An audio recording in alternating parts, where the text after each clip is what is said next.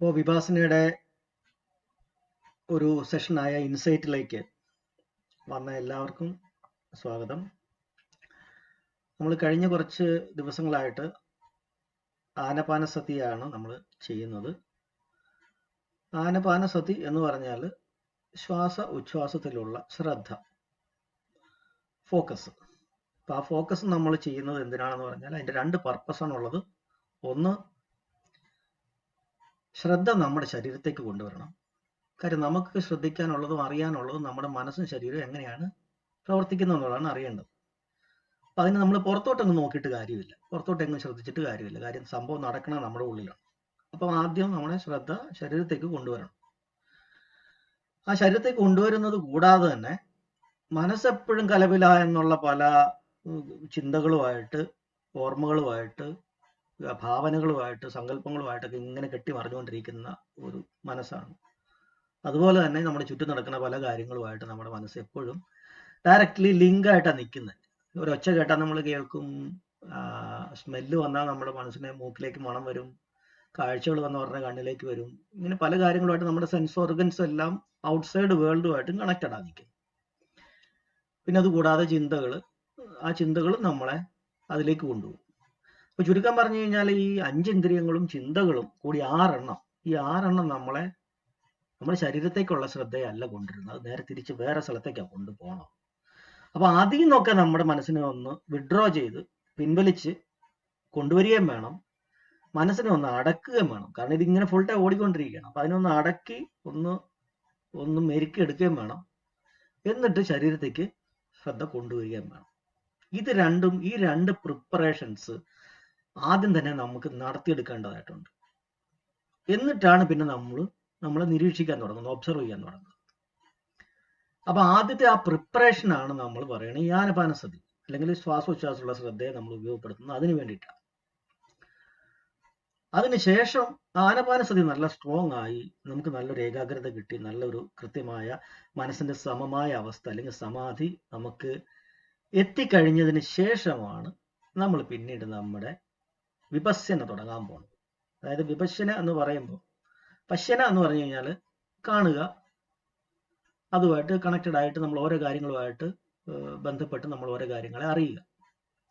വിപശ്യന എന്ന് പറഞ്ഞു കഴിഞ്ഞാൽ വിശേഷ രൂപത്തിൽ നമ്മളതിനെ കാണുക. അതായത് എങ്ങനെയാണ് നമ്മളതിനെ കാണുന്നത്, അതായത് അതുമായിട്ട് മുഴുകാതെ അതിനെ വസ്തുനിഷ്ഠമായിട്ട് ഒബ്സർവ് ചെയ്യുന്ന, നിരീക്ഷിക്കുന്ന, സാക്ഷിഭാവത്തോടെ നിരീക്ഷിക്കുന്ന രീതിയിൽ വേണം കാണാൻ. അതിനൊരു ഉദാഹരണം ഞാൻ പറയാം. ഞാൻ എൻ്റെ പുസ്തകത്തിൽ ഞാൻ എഴുതിയിട്ടുണ്ട് അതേ ഉദാഹരണം തന്നെ. നമ്മളിപ്പോൾ ഒരു സിനിമ കാണുകയാണെങ്കിൽ നമ്മൾ ആ സിനിമയ്ക്കകത്ത് ആദ്യമായിട്ട് കാണുന്നു, നമ്മൾ ആ സിനിമയ്ക്കകത്തെ ക്യാരക്ടേഴ്സിന്റെ കൂടെ സഞ്ചരിക്കുന്നു, അവരുടെ വികാരങ്ങളുടെ ഒപ്പം നമ്മൾ പോകുന്നു, അതിനകത്തെ ലോകത്തിലേക്ക് നമ്മളും കൂടെ എത്തുന്നു. നമ്മളെ തന്നെ മറന്നുപോയി, നമ്മൾ പൂർണ്ണമായിട്ട് അതിനകത്തോട്ട് മുഴുകി ആ സിനിമയുടെ അതിൻ്റെ അകത്തെ ഒരു ഭാഗമായിട്ട് നമ്മൾ മാറി, അതിനകത്തുണ്ടാകുന്ന വികാരങ്ങളും വിക്ഷോഭങ്ങളും എല്ലാം നമ്മളെയും കൂടെ അഫക്റ്റ് ചെയ്താണ് നമ്മൾ സാധാരണ ഇത് സിനിമ കാണുന്നത്. പക്ഷേ ആ സിനിമയുടെ സംവിധായകൻ അതിനെ കാണാൻ വന്നിരിക്കുകയാണെങ്കിൽ അയാൾ ഇത് കാണുന്നത് വേറെ രീതിയിലായിരിക്കും. അയാൾ എങ്ങനെയായിരിക്കും അതിനെ കാണുന്നത്? അയാൾ ഇത് 100 തവണ കണ്ടതാണ്. ഈ കഥ എടുത്തത് മുഴുവൻ അയാളാണ്. അതിനെ ഓരോരോ ഷോട്ടുകളും ഡയറക്റ്റ് ചെയ്തത് അയാളാണ്.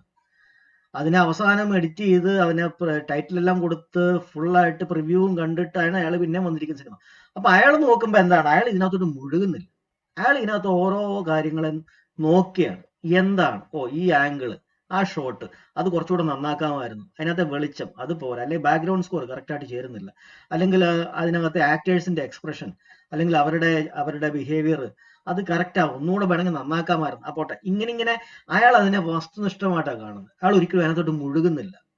നമ്മളെ പോലെ ഒരിക്കലും അതിന്റെ വികാരങ്ങൾക്കകത്തോട്ട് ഈ സംവിധായകൻ ഒരിക്കലും അതിനകത്തോട്ട് പോകുന്നില്ല. കാര്യം അങ്ങേര് ഇതെല്ലാം കണ്ട് അങ്ങർക്ക് അറിയാം, അത് അങ്ങേര് അതിനെ നോക്കുന്നത് മുഴുവൻ വേറൊരു തലത്തിൽ നിന്നുണ്ട്. മാനസികമായിട്ട്, ഇമോഷണൽ ആയിട്ട് അങ്ങേരെ അതിനകത്തോട്ട് നമ്മൾ വീഴുന്നത് പോലെ വീഴുന്നില്ല. ഈ സാക്ഷി ഭാവത്തോടു കൂടി, അല്ലെന്നുണ്ടെങ്കിൽ ഒരു വിറ്റ്നസിങ് മൈൻഡോട്, ഒരു ഒബ്സർവിങ് മൈൻഡോട് കൂടി നോക്കുന്നതിനാണ് വിപസ്സന എന്ന് പറയുന്നത്.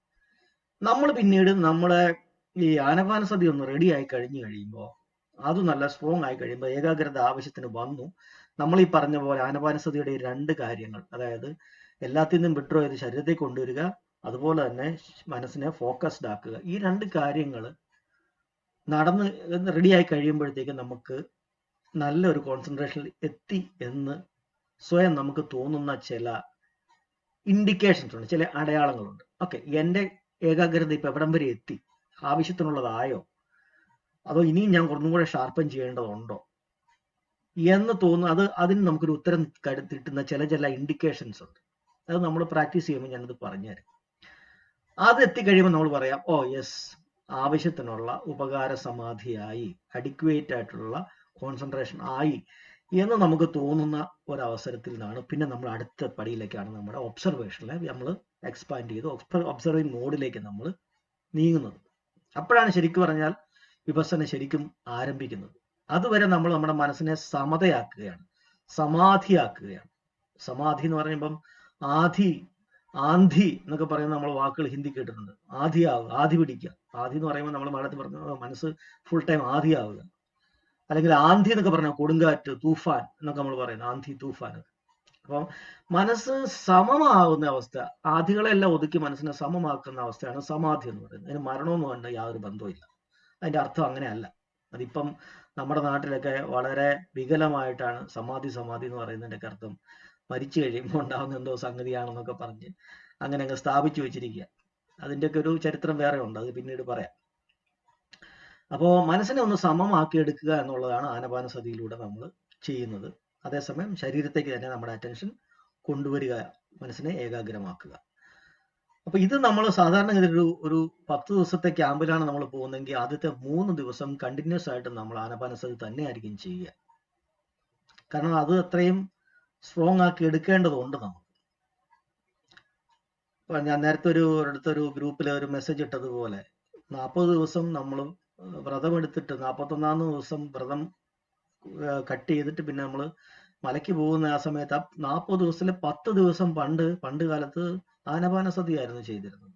പിന്നീടുള്ള 30 ദിവസമാണ് വിപස්සന ചെയ്യുന്നത്.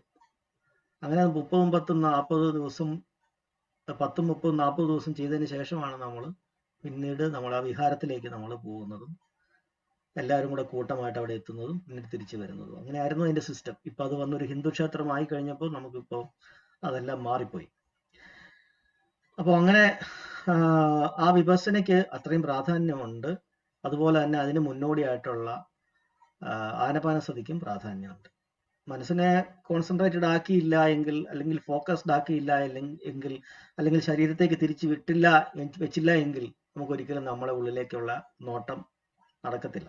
അപ്പോൾ അതുകൊണ്ട് ആനപാനസതിയെ വളരെ കൃത്യമായിട്ട് ആദ്യം തുടക്കത്തിൽ എല്ലാവരും ചെയ്യണം.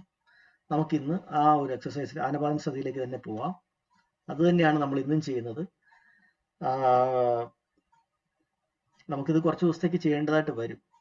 അതുകൂടാതെ തന്നെ ഓരോരുത്തരും അവരുടേതായ രീതിയിൽ കിട്ടുന്ന സമയങ്ങളൊക്കെ മനസ്സിനെ ശ്വാസത്തിലേക്ക് ഇടയ്ക്കിടയ്ക്ക് നമ്മളെ ഓർമ്മിപ്പിച്ച് ശ്വാസത്തിലേക്ക് നമ്മുടെ അറ്റൻഷനെ കൊണ്ടുവരാൻ നിങ്ങൾ ഓരോരുത്തരും അവരവരുടെ രീതിയിൽ ശ്രമിച്ചാൽ ആനപാനസതി ഒന്നും കൂടെ പെട്ടെന്ന് റിസൾട്ട് കിട്ടി തുടങ്ങും.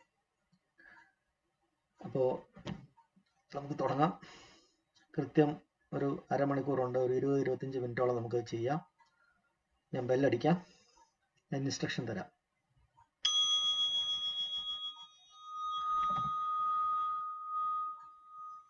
ബെല്ല് അടുത്തായിട്ട് അടിക്കുമ്പോൾ നമുക്കിത് അവസാനിപ്പിക്കുകയും ചെയ്യാം. അപ്പോൾ എല്ലാവരും സ്ട്രെയിറ്റ് ആയിട്ടിരിക്കുക. ഉറങ്ങിപ്പോവാതെ ഇരിക്കാൻ വേണ്ടിയിട്ട് നട്ടെല്ല് സ്ട്രെയിറ്റ് ആയിട്ട് തന്നെ നിർത്തുക. ശരീരത്തുള്ള മറ്റ് ബലംപിടുത്തങ്ങളെല്ലാം ഒന്ന് അവസാനിപ്പിച്ച് മനസ്സിനെ ബോഡിയെ ഒന്ന് റിലാക്സ്ഡ് ആക്കുക. അതിനുശേഷം കണ്ണുകൾ സാവധാനത്തിൽ അടയ്ക്കുക. നമുക്ക് വേണമെങ്കിൽ ഒരു 2-3 തവണ ഡീപ്പ് ബ്രീത്ത് എടുക്കാം, നമ്മുടെ ചെസ്റ്റും ലങ്സും ഒക്കെ ഒന്ന് റിലാക്സ്ഡ് ആക്കാൻ വേണ്ടിയിട്ട്.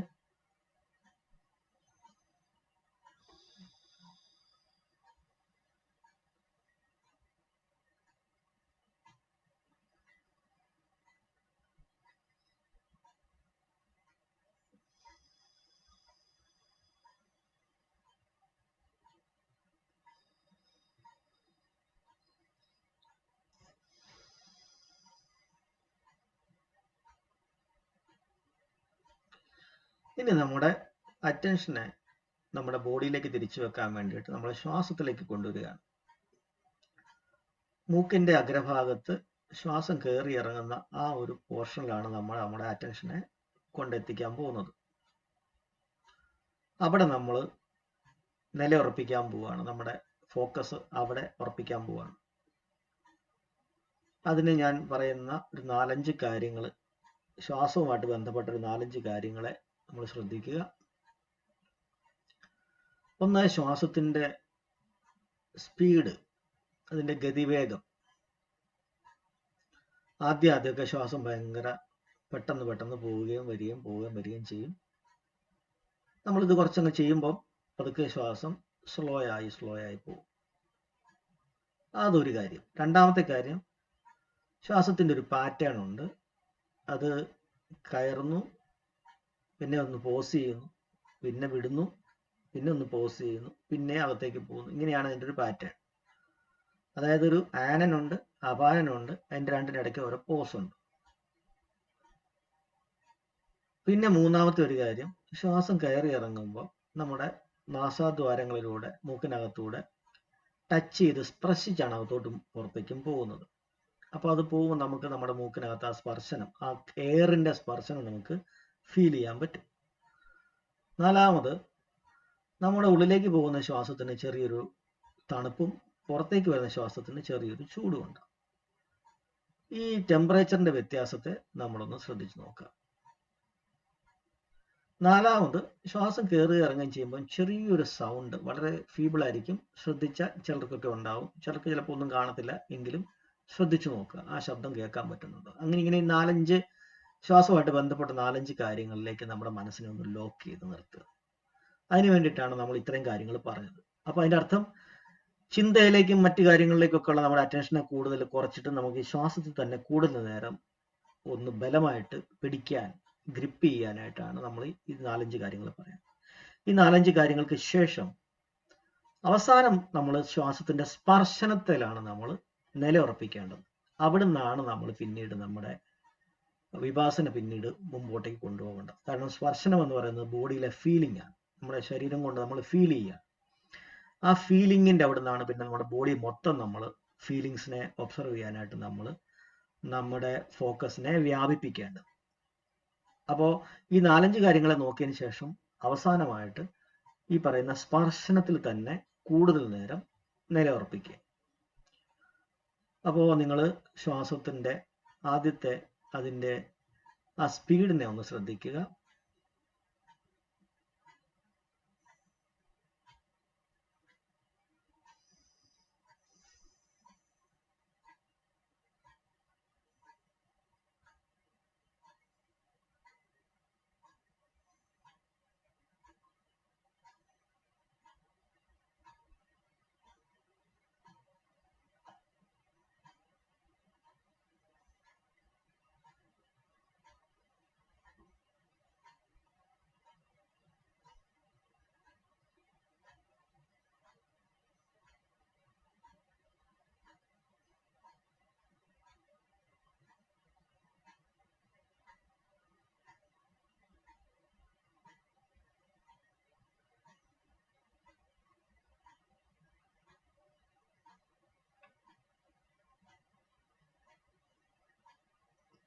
ഇനി നമുക്ക് ആ ശ്വാസത്തിന്റെ പാറ്റേൺ, അതിന്റെ ആ ഒരു സൈക്കിൾ ഉണ്ടല്ലോ, ആ ക്രമം ഒന്ന് നോക്കാം.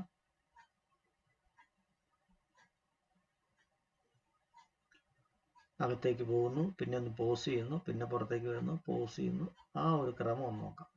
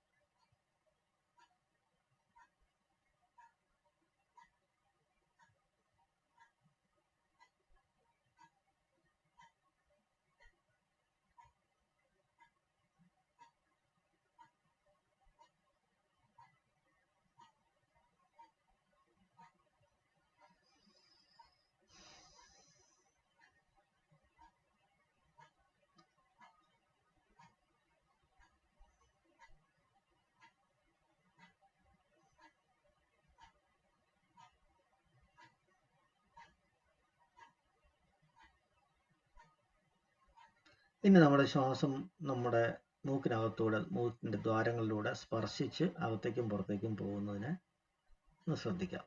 ആ സ്പർശനത്തെ ശ്രദ്ധിക്കുക, അതിനെ ഫീൽ ചെയ്യുക.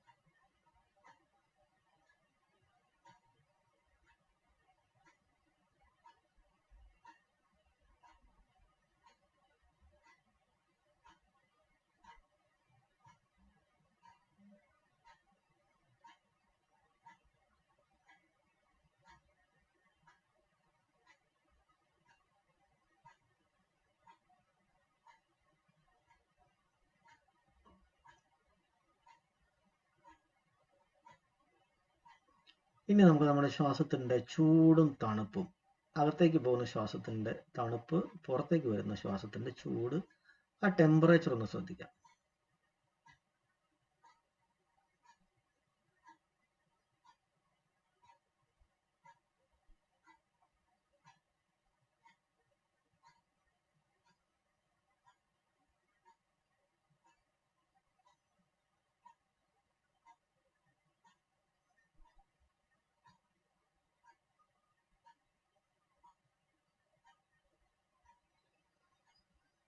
ഇതിനിടയ്ക്ക് നമുക്കറിയാതെ ദീർഘശ്വാസം വരും, നമ്മുടെ ലങ്സ് കുറച്ചുകൂടെ റിലാക്സ്ഡ് ആവും, നമ്മുടെ ശ്വാസം കുറച്ചുകൂടെ പതുക്കെ പതുക്കെ ആവും, മന്ദഗതിയിലാവും. ചിലപ്പോൾ ചിന്തകളിലേക്ക് മനസ്സ് പോകാൻ സാധ്യതയുണ്ട്. ചിന്തകളിലേക്ക് പോവുകയാണെങ്കിൽ മനസ്സ് പിന്നെയും തിരിച്ച് ശ്വാസത്തിലേക്ക് തന്നെ കൊണ്ടുവരിക. ചിന്തിച്ച് ഇറിറ്റേറ്റഡ് ഒന്നും ആവണ്ട, അത് സ്വാഭാവികമാണ്. ഇതിലേക്ക് കൊണ്ടുവരിക.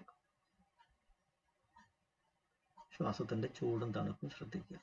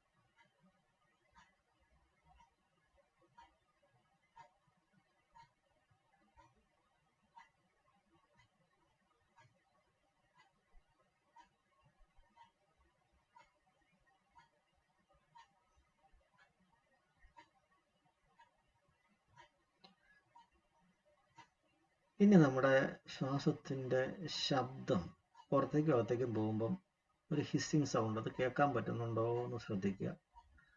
തീരെ ഇല്ലെന്നുണ്ടെങ്കിൽ വിട്ടുകളയുക, പക്ഷെ ശ്രമിച്ചു നോക്കുക.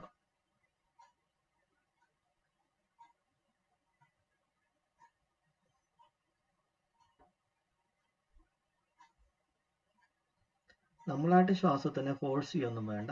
അതെങ്ങനെ സ്വാഭാവികമായിട്ട് നടക്കണോ അതങ്ങനെ നടന്നോട്ടെ. നമ്മളുടെ ഡ്യൂട്ടി എന്ന് പറയുന്നത് അതിനെ ഒബ്സർവ് ചെയ്യുക എന്ന് പറയുന്നത് മാത്രമേ ഉള്ളൂ. നമ്മൾ അതിൻ്റെ അകത്തേക്ക് ഒരു കാരണവശാലും ഇടപെടാൻ പോകണ്ട. ജസ്റ്റ് അതിനെ വാച്ച് ചെയ്യുക.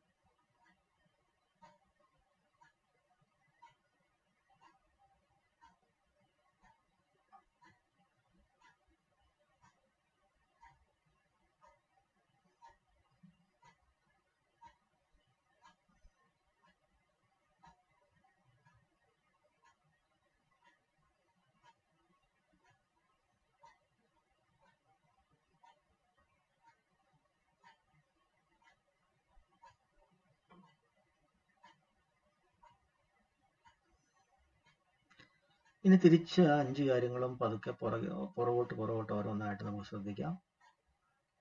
ഇനി നമുക്ക് തിരിച്ച് നമ്മുടെ ശ്വാസത്തിന്റെ ചൂടും തണുപ്പും തന്നെ ശ്രദ്ധിക്കാം.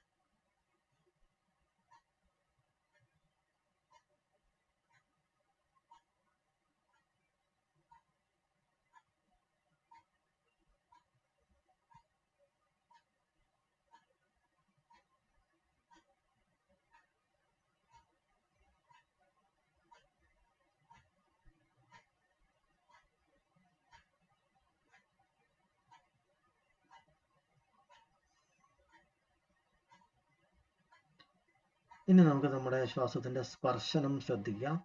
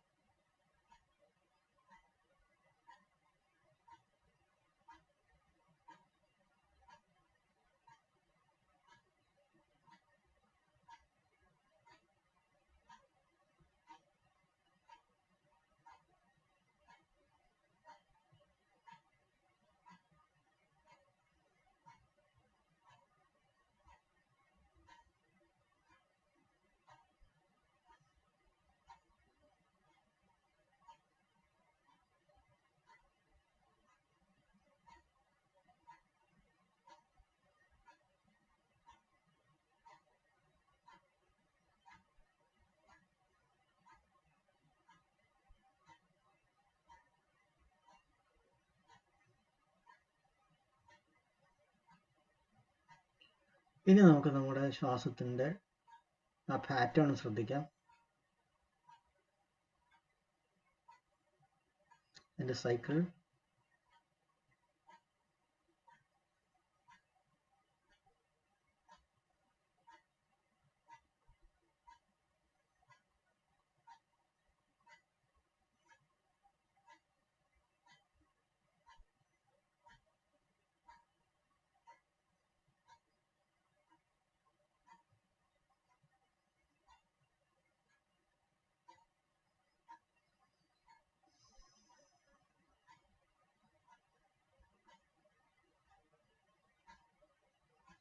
ഇനി നമുക്കതിൻ്റെ സ്പീഡൊന്ന് ശ്രദ്ധിക്കാം.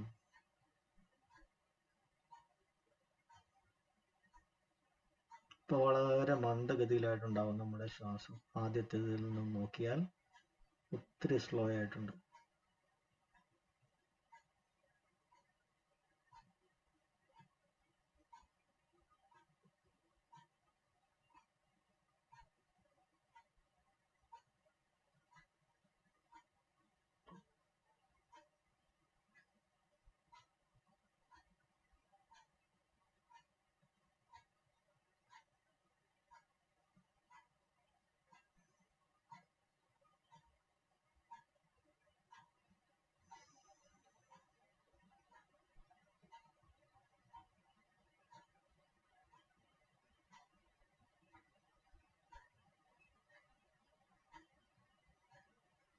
ഇനി നമുക്ക് ശ്വാസത്തിന്റെ സ്പർശനത്തിലേക്ക് തന്നെ ഒന്ന് സ്ഥിരമായിട്ട് നിലയുറപ്പിക്കാം. ശ്വാസത്തിന്റെ സ്പർശനം, അകത്തേക്ക് പോകുന്നതും പുറത്തേക്ക് വരുന്നതുമായിട്ടുള്ള ശ്വാസം മൂക്കിന്റെ വോൾസിലൂടെ, ഭിത്തിയിലൂടെ തട്ടി അകത്തേക്കും പുറത്തേക്കും പോകുന്നത്, അത് ഫീൽ ചെയ്യുക.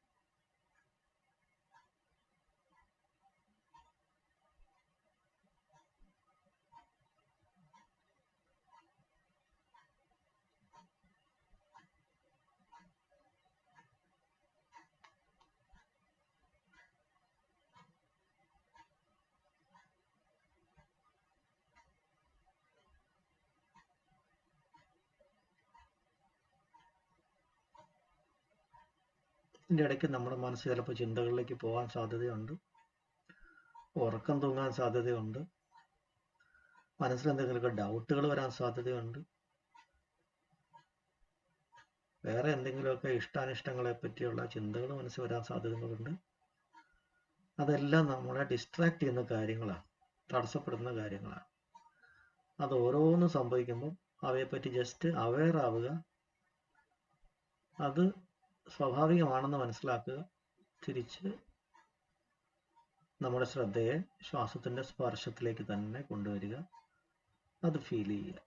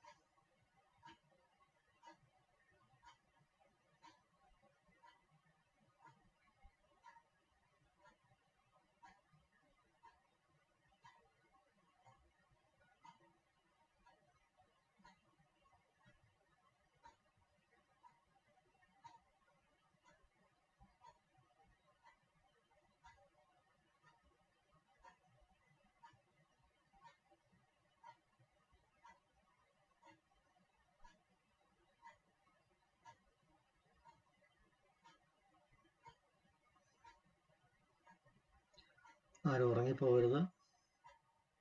ചിന്തകളിലേക്ക് പോയാലും തിരിച്ചു കൊണ്ടുവരണം.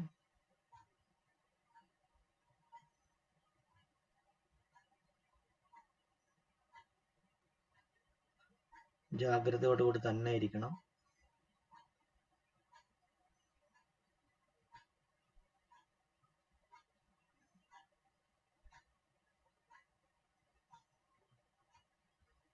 മൂക്കിൻ്റെ അഗ്രഭാഗത്ത് തന്നെ ആയിരിക്കണം നമ്മുടെ ശ്രദ്ധയെ കൊണ്ടുവരേണ്ടത്.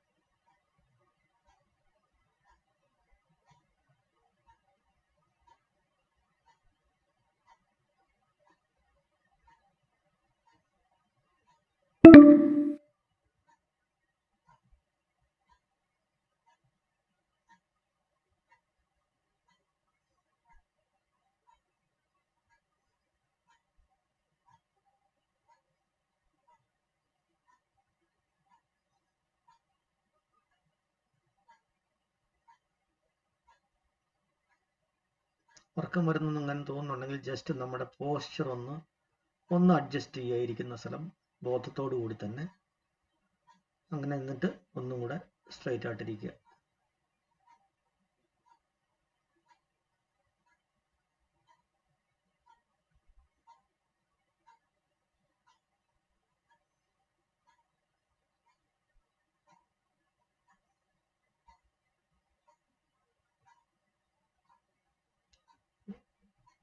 ആ ശ്വാസത്തിന്റെ സ്പർശത്തിൽ തന്നെ നമ്മൾ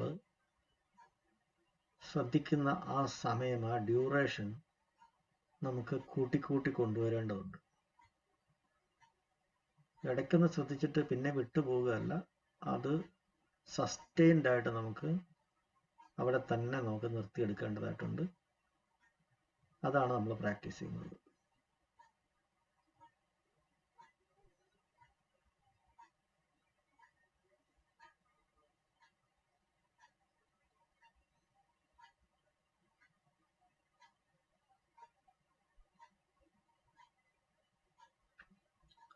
ശ്വാസത്തിന്റെ ടച്ച് ആണ് നമ്മൾ ഫീൽ ചെയ്യുന്നത്.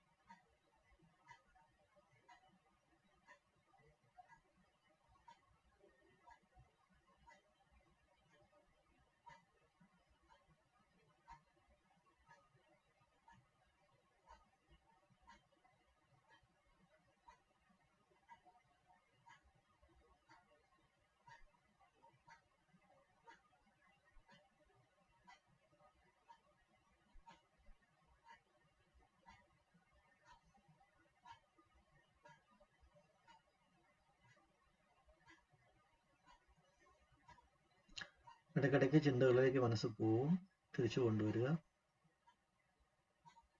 ഓരോ കാര്യങ്ങൾ കൊണ്ട് ഡിസ്ട്രാക്റ്റഡ് ആയി പോകാൻ സാധ്യതയുണ്ട്. ശരീരത്ത് തന്നെയുള്ള എന്തെങ്കിലും ചൊറിച്ചിലോ പെയിനോ ഒക്കെ ചിലപ്പോൾ നമ്മൾ ഡിസ്ട്രാക്ട് ചെയ്യാൻ സാധ്യതയുണ്ട്. അതിൽ നിന്നൊക്കെ തിരിച്ച് നമ്മുടെ അറ്റൻഷനെ ശ്വാസത്തിന്റെ സ്പർശത്തിലേക്ക് തന്നെ കൊണ്ടുവരിക.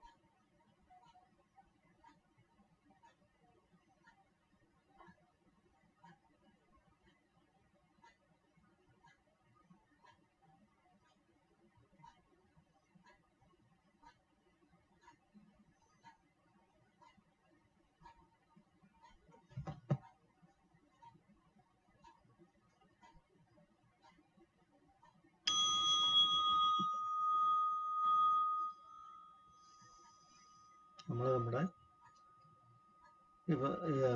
ആനപാനസതി ഇപ്പോൾ അവിടെ അവസാനിപ്പിക്കുകയാണ്. എല്ലാവർക്കും മുഖമൊക്കെ ഒന്ന് കണ്ണു തുറന്ന് മുഖമൊക്കെ ഒന്ന് തടവി ഫ്രഷ് ആവാം. ബേസിക്കലി നമ്മളിത് ഇങ്ങനെ തന്നെ എന്നും തുടരാനല്ല നമ്മളിത് ചെയ്യുന്നത്. ചില കാര്യങ്ങൾ നമ്മുടെ ഉള്ളിൽ നടക്കുന്നത് അറിയാൻ വേണ്ടിയിട്ട്, അതിനെ ഒബ്സർവ് ചെയ്യാനുള്ള ഒരു കഴിവുണ്ടാക്കാൻ വേണ്ടി, മനസ്സിനെ ഷാർപ്പാക്കാൻ വേണ്ടിയിട്ട്, മനസ്സിനെ ശരീരത്തേക്ക് തന്നെ അറ്റൻഷൻ നിലനിർത്താനും വേണ്ടിയിട്ടുള്ള ഒരു പ്രാക്ടീസ് മാത്രമാണ് ഇത്. ആദ്യം പ്രിപ്പറേഷനാണ്, മനസ്സിനെ ഒരുക്കിയെടുക്കുകയാണ്. അല്ലാതെ ഇത് എന്നും ഇങ്ങനെ ഇരുന്ന് ഇങ്ങനെ ആനപാനസതി ചെയ്തുകൊണ്ടിരിക്കാനല്ല നമ്മളിത് പഠിക്കുന്നത്. ബുദ്ധൻ പഠിപ്പിച്ചത് അങ്ങനെ എവിടെയെങ്കിലും ഒരിടത്ത് സ്ഥിരമായിട്ട് ഇങ്ങനെ മൗനിയായിട്ട് ഇങ്ങനെ ഇരിക്കാൻ വേണ്ടിയിട്ടല്ല പഠിപ്പിച്ചത്. കാര്യങ്ങൾ അറിയണം, ഉള്ളിൽ എന്താ നടക്കണം എന്നുള്ള ഉൾക്കാഴ്ച കിട്ടണം, അറിവ് കിട്ടണം. അതിനുശേഷം ആ അറിവിനെ ഉപയോഗിച്ച് നമുക്ക് ജീവിക്കുകയാണ് ചെയ്യേണ്ടത്. അല്ലാതെ എന്നും മുനിയായിട്ട് മൗനിയായിട്ട് കുത്തിയിരിക്കാനല്ല നമ്മുടെ ബുദ്ധൻ പഠിപ്പിച്ചത്. അതിന് പിന്നീട് അങ്ങനെയൊക്കെയുള്ള ചില വ്യാഖ്യാനങ്ങൾ വന്നിട്ടുണ്ടെങ്കിൽ അതിന് ബുദ്ധൻ ഉത്തരവാദിയല്ല. അപ്പൊ ഈ ഒരു പഠനം നമ്മൾ നടത്തേണ്ടതായിട്ടുണ്ട്, അതിനുവേണ്ടി നമ്മളിത് ചെയ്യേണ്ടതായിട്ടുണ്ട്. ഇനി ഈ ഒരു ഇപ്പൊ ഞാൻ നിങ്ങളോട് പറഞ്ഞു തന്ന ഈ ഒരു പ്രക്രിയ, പരിശീലനം, അത് നിങ്ങൾ സ്ഥിരമായിട്ട് കുറച്ചും കൂടെ കൂടുതൽ സമയമെടുത്ത് ചെയ്യുകയാണെങ്കിൽ, ഇതാണ് ചെയ്യേണ്ടത്, ഇത് കുറച്ചുകൂടെ സമയമെടുത്ത് ചെയ്യുകയാണെങ്കിൽ അടുത്ത് വരാൻ പോകുന്നൊരു ഇൻഡിക്കേഷൻ, നിങ്ങളുടെ ഏകാഗ്രതയുടെ ഒരു അടയാളമായിട്ട് നമുക്ക് പറയാൻ പറ്റുന്ന ഒരു ഇൻഡിക്കേഷൻ ഇപ്പൊ പറയാം. നമ്മുടെ മൂക്കിന് താഴെയും മേൽചുണ്ടിന് മുകളിലുള്ളത്, അതായത് ആണുങ്ങളുടെ ആണെങ്കിലും മീശ വരുന്ന ആ ഒരു ഭാഗം, മീശയുടെ ഭാഗം, അവിടെ നമ്മുടെ ഉച്ഛ്വാസവായു സ്പർശിക്കുന്നത് നമുക്ക് ഫീൽ ചെയ്യാൻ പറ്റണം. ഇപ്പൊ നമ്മൾ സ്പർശനം നമ്മൾ നോക്കുന്നത് എവിടെയാണ്? നമ്മുടെ മൂക്കിന്റെ അകത്തെ ദ്വാരങ്ങളുടെ വോളിലാണ്, അതിന്റെ ഭിത്തിയിലാണ്. ഇനി ഒന്നും കൂടെ ഷാർപ്പ് ആവുമ്പോൾ നമ്മുടെ ഈ മേൽചുണ്ടിന് മുകളിൽ മൂക്കിന് താഴെയുള്ള ആ ഏരിയയിൽ നമ്മുടെ ശ്വാസം സ്പർശിക്കുന്നത് നമുക്ക് ഫീൽ ചെയ്യാൻ പറ്റണം. അപ്പോൾ അതൊന്നും കൂടെ നമ്മൾ ഷാർപ്പായി എന്നുള്ള, മനസ്സിന്റെ ഏകാഗ്രത ഒന്നും കൂടെ ക്ലിയർ ആയി ഷാർപ്പായി എന്നുള്ളതിന്റെ ഒരു ഇൻഡിക്കേഷനാണ്, ഒരു അടയാളമാണ്. അതിലേക്കാണ് നമ്മൾ അടുത്ത് എത്തിക്കേണ്ടത്. ഒരു മൈൽ സ്റ്റോൺ ആണ്. നമ്മളിങ്ങനെ ഓരോരോ സമയത്ത് എവിടം വരെ ആയി എൻ്റെ ഏകാഗ്രത എന്നുള്ള ആ ഒരു ഡൗട്ട് വരാതിരിക്കാൻ വേണ്ടിയാണ് ഞാനിത് പറയുന്നത്. അങ്ങനെയാണ് നമ്മൾ എത്തിക്കേണ്ടത്. അതിനുശേഷമാണ് പിന്നീട് ഇവിടെയൊക്കെ ഓരോരോ രീതിയിലുള്ള ഫീലിങ്സ് തോന്നി തുടങ്ങുന്നത്. ഈ മൂക്കിന്റെ ആ ചെറിയ ദ്വാരങ്ങളുടെ അവിടെയും അല്ലെങ്കിൽ ഈ മേൽചുണ്ടിന് മുകളിലുള്ള സ്ഥലങ്ങളും മാത്രമല്ല, മൂക്കെന്ന് പറയുന്ന അവയവം ഇരിക്കുന്ന ഭാഗത്തും ചുണ്ടിന്റെ ഭാഗത്തും ഒക്കെ ഓരോരോ തരിപ്പുകളും വൈബ്രേഷൻസും ഫീൽ ചെയ്ത് തുടങ്ങും. അപ്പൊ അതിന്റെ അർത്ഥം നമ്മുടെ മനസ്സ് നന്നായിട്ട് ഷാർപ്പായി തുടങ്ങി, ഏകാഗ്രത കിട്ടി തുടങ്ങി, ശരീരത്തിലുള്ള സംവേദനങ്ങളെ ക്ലിയറായി നമുക്ക് കിട്ടിത്തുടങ്ങി എന്നുള്ളതിന്റെ ഒരു അടയാളമാണ്. അതിനുശേഷമാണ് പിന്നീട് ശരീരം മൊത്തം തന്നെ ഫുള്ളായിട്ട് വൈബ്രേറ്റ് ചെയ്യുന്നതായിട്ട് ഫീൽ ചെയ്യുന്ന ഒരു അവസ്ഥ വരും. അപ്പോഴാണ് ഉപകാര സമാധി എന്ന് പറയുന്ന ആ ഏകാഗ്രതയുടെ ആ അളവിലെത്തി എന്ന് നമ്മൾ തിരിച്ചറിയും. അതിനുശേഷമാണ് നമ്മൾ വിപാസനയിലേക്ക് നമ്മൾ പോകുന്നത്, അല്ലെങ്കിൽ വിപശ്യനയിലേക്ക് നമ്മൾ പോകുന്നത്. അപ്പോൾ ഇന്നിപ്പോൾ ഞാൻ ഈ എടുത്ത ആ മെഡിറ്റേഷൻ തന്നെ, അല്ലെങ്കിൽ ആനപാനസതി തന്നെ കൂടുതൽ സമയമെടുത്ത് 1/4 മണിക്കൂർ എടുത്ത് തന്നെ ചെയ്യുക. ഇതിനിടയ്ക്ക് വരാൻ പറ്റുന്ന തടസ്സങ്ങളെ പറ്റി ഞാൻ പറഞ്ഞു. 5 തരം തടസ്സങ്ങളാണുള്ളത്. നീവരണങ്ങൾ എന്ന് പറയും. ആ നീവരണങ്ങൾ അല്ലെങ്കിൽ ഹിൻഡ്രൻസസ് അല്ലെങ്കിൽ ഒബ്സ്റ്റക്കിൾസ് നമ്മുടെ ഫോക്കസിൽ നമുക്ക് തടസ്സമായിട്ട് വരുന്ന കാര്യങ്ങളാണ്. ലൈക്കിങ്, ഡിസ്ലൈക്കിങ്, അതായത് എന്തെങ്കിലുമൊക്കെ ചിന്തകളിൽ ഇഷ്ടങ്ങളുടെ ചിന്തകൾ വരാം, ഇഷ്ടക്കേടുകളുടെ ചിന്തകൾ വരാം, ഓർമ്മകൾ വരാം, സങ്കല്പങ്ങൾ വരാം, ഭാവനകൾ വരാം. പിന്നെ എന്തെങ്കിലുമൊക്കെ ഡിസ്ട്രാക്ഷൻസ് പുറത്തുനിന്ന് തന്നെ വരാം, ശരീരത്ത് വരാം. ഒരു കൊതുക് കടിച്ചാൽ ചൊറിച്ചിൽ വരാം, അപ്പോൾ ഒരു ഡിസ്ട്രാക്ഷൻ വരാം. ഒരു പാത്രം തറയിൽ വീഴുന്ന ഒച്ച കേട്ട് കഴിഞ്ഞാൽ അപ്പോൾ നമ്മൾ ഡിസ്ട്രാക്റ്റഡ് ആവും. പുറത്തെന്തെങ്കിലും ശബ്ദം കേട്ട് കഴിഞ്ഞാൽ അത് ഡിസ്ട്രാക്റ്റഡ് ആവും. എന്തെങ്കിലും വല്ലാത്തൊരു സ്മെല്ല് വന്നാൽ ഡിസ്ട്രാക്റ്റഡ് ആവും. അങ്ങനെ പല കാര്യങ്ങൾ കൊണ്ട് നമ്മൾ ഡിസ്ട്രാക്റ്റഡ് ആവാം. പിന്നെ ഉള്ളത് ഡ്രൗസിനെസ് ആണ്, അല്ലെങ്കിൽ ഉറക്കമാണ്, ക്ഷീണമാണ്, തളർച്ചയാണ്. അത് നമുക്ക് ഇതിനകത്തു നിന്നും നമ്മുടെ ആ ഒരു ഏകാഗ്രതയ്ക്ക് മുമ്പോട്ടേക്ക് പോകാൻ പറ്റാത്ത രീതിയിൽ തടസ്സമാണ്. പിന്നെ ഉള്ളത് ഡൗട്ടാണ്. ഞാൻ എന്താണ് ഈ ചെയ്യുന്നത്? എന്തിനാണ് ഞാൻ ഈ ചെയ്യുന്നത്? ഇതുകൊണ്ട് എന്തെങ്കിലും പ്രയോജനമുണ്ടോ? ഇതൊരു തട്ടിപ്പാണോ? അല്ലെങ്കിൽ ഇത് തന്നെയാണോ ബുദ്ധൻ പറഞ്ഞത്? അങ്ങനെയൊക്കെയുള്ള ഓരോരോ ചിന്തകൾ ഓരോ വ്യക്തിയുടെ മനസ്സിൽ വരാം. അപ്പോൾ അങ്ങനത്തെ ഡൗട്ടുകൾ, ഇതെല്ലാം നമ്മുടെ മനസ്സിനെ നമ്മുടെ ഏകാഗ്രത മാറ്റിക്കൊണ്ട് പോകുന്ന കാര്യങ്ങളാണ്. ഈ 5 കാര്യങ്ങളെ ഓർത്തോളുക. അവ വന്നു കഴിഞ്ഞാൽ അവയെപ്പറ്റി ഓരോന്നിനെ പറ്റി അവെയർ ആവുക. ജസ്റ്റ് അവയെ തള്ളിക്കളയുക. പിന്നെയും തിരിച്ച് നമ്മുടെ ഇതിലേക്ക് കൊണ്ടുവരിക, നമ്മുടെ ഫോക്കസിലേക്ക് കൊണ്ടുവരിക. പിന്നെ ഒഴിച്ചുകൂടാൻ പറ്റാത്ത ചില കാര്യങ്ങളാണെങ്കിൽ അതങ്ങ് ചെയ്ത് തീർത്തതിന് ശേഷം പിന്നെ വന്നിരിക്കുക.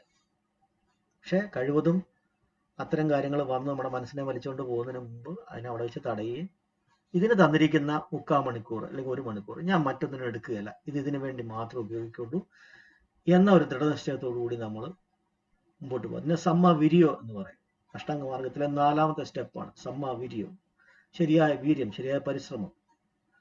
ഇത് നമ്മൾ ചെയ്തെങ്കിൽ മാത്രമേ അടുത്ത ഘട്ടത്തിലെ സമ്മാസത്തി അല്ലെങ്കിൽ സമ്മസമാധിയിലേക്ക് നമുക്ക് പോകാൻ പറ്റത്തുള്ളൂ. അപ്പോൾ ഇത് ജുഡീഷ്യസ് ആയിട്ട് ഡെഡിക്കേഷനോട് കൂടി ചെയ്യുക.